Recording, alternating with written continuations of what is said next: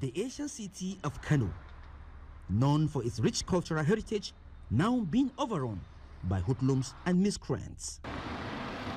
The Sani Abacha Stadium remains the largest event center in the state, hosting large crowds to sporting and political events. It's usually characterized by excitement atmosphere.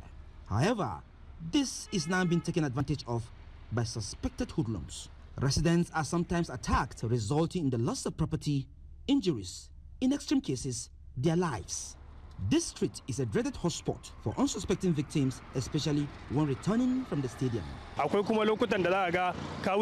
Sometimes, when you pass this route, you won't see security operatives.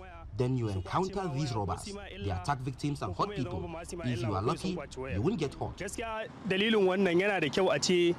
We honestly need special security operatives that will look after this place. You see, a thief does not have an identity. They infiltrate public spaces with their cohorts. When they want to rob fans, they sometimes chase us with dangerous weapons. The police help sometimes by stopping them and arresting many of them. The weapons, which are manufactured by local blacksmiths, found their way into almost every household, a situation residents say have been the source of the motivation for the robbers and may continue if nothing is done. News Central's crew approached a local blacksmith who denied allegations of manufacturing weapons for hoodlums, alleging that migrants from neighboring Niger Republic and living within hard-to-reach communities are responsible for the proliferation of the dangerous weapons. Honestly, we don't manufacture dangerous weapons here. These criminals go down the border communities, living in the bush, in the forest. In fact, the police spokesman, Haruna Kiawa, once visited us, and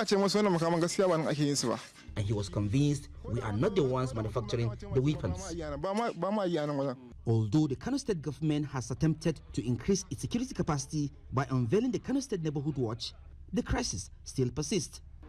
Retired army personnel and security expert Ibrahim Kofon Sarawa spoke to us on why. I'm a member, also the commandant of Kano State. But Kano State Neighborhood Watch is our initiative that we took to the to Kano State House of Assembly, for us to be part of them, to work with us. So that where they snatch the idea and implement it. But they didn't do it well because our advice, they have not used it. You know how politics. Presently, they take this security as a politics. It's not the way it's supposed to be. Imagine the Commissioner of Security has retired just because he's not part of one side, or he wants to follow another side. And we security, we have nothing like godfatherism. If we are working, we are working. The government and security agencies continue to claim their eyes are on the situation, assuring citizens of protection of lives and properties. However, many who have been victims will advise, always watch your back. In Kano for News Central, Emmanuel Bagudu.